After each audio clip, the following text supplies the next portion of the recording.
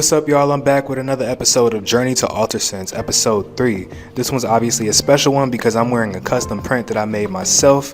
Everything from the front, sleeves, to the back graphic, and I want to show you that full process from the sketch all the way up until print, so let's go. Okay, so this design is actually for a very special project I have coming up.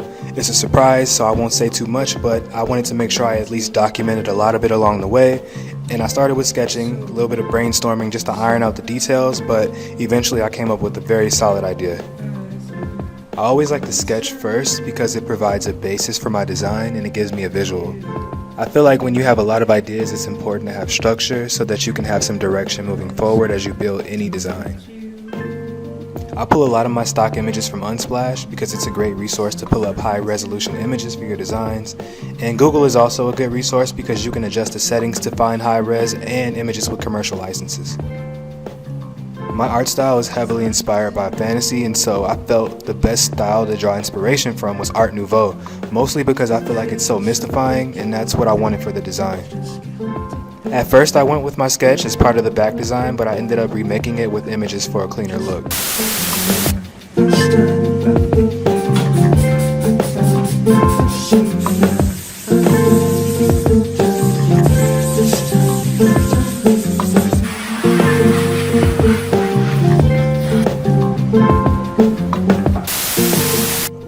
I decided to go with the heat press and a flash dryer.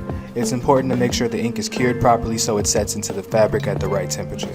For this design, the ink I use cures at 290, and with the heat press, I can set the temperature and be confident it's totally cured. This process was probably one of the most stressful steps because it has to be done correctly in order to get the best results when you burn your screen. Most emulsion includes an extra component called diazo that you mix to make it light sensitive, but the one I used is pre-sensitized and pre-mixed. As a beginner, it definitely made the process much easier. I had so many issues with this, but they all really just stem from not properly coating the screens. You have to apply pressure to the screens, and I was not doing that. This is so important in order to get an even coat. Secondly, don't overcoat. 1 or 2 coats on the front and once on the back is all you need. If you order any scoop coater from Amazon, please take that rubber shit off the edges. You do not need that. The first time I left it and it kept me from applying the right amount of pressure and coating. There was also a few little adjustments I made to my coating technique that made a huge difference, like coating on the floor. My design filled out the chest area perfectly, and it also gave me a lot of space from top to bottom.